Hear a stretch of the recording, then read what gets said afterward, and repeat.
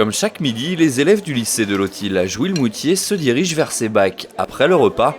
Ils permettent de trier les déchets selon leur type, restes alimentaires, pain ou encore papier. Mis en place l'année dernière, ils rentrent peu à peu dans les habitudes des lycéens. Un lombricomposteur viendra bientôt compléter le dispositif. Ce projet, c'est Naomi qui s'en occupe. Avec son groupe de TPE, elle planche sur la réalisation de ce composteur avec des verres, un moyen d'allier études et développement durable. Oui, c'est sympa parce que ça montre que c'est pas quelque chose de compliqué à faire, donc ça montre que tout le monde peut le faire. Et si ça peut aider dans le cas de montrer aux gens qu'on peut faire, on peut réduire nos déchets organiques aussi simplement que ça, c'est assez intéressant comme démarche. Toutes ces initiatives ont permis à l'établissement d'être labellisé Éco-lycée, un label obtenu grâce au travail sur les thèmes des déchets et des solidarités depuis plusieurs mois. On a plusieurs objectifs dans ce programme-là. Ça va être de mobiliser un maximum d'élèves, un maximum de personnel autour de ce projet commun d'éducation à l'environnement. Et puis aussi, effectivement, faire en sorte que les élèves adoptent de plus en plus des gestes plus respectueux de l'environnement. Et puis, voilà, faire en sorte aussi que les élèves soient acteurs de ce projet, auteurs de ce projet, voilà, qui est vraiment tout un travail qui se fasse en commun.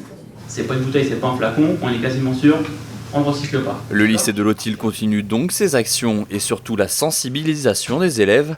Aujourd'hui, cette vingtaine de lycéens assistent à un atelier autour du tri sélectif. Ludovic Diens est responsable de la cellule déchets à la ville de Jouy-le-Moutier.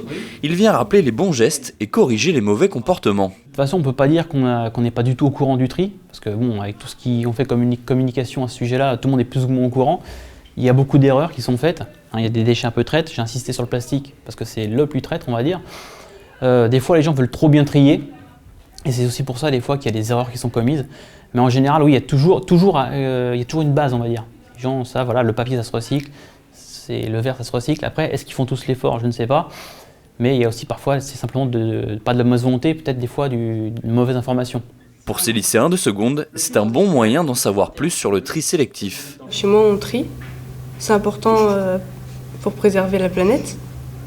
Et c'est important de savoir comment bien trier. On a appris quelque chose en plus, des petits trucs en plus.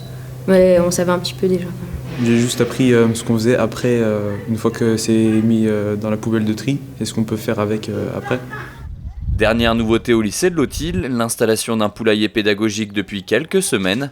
Les 6 poules provenant de la ferme des Cancours mangent les restes non consommés par les lycéens à la cantine. En 2015, 478 établissements scolaires ont été labellisés en France. Le lycée de Lotil compte bien garder le sien le plus longtemps possible.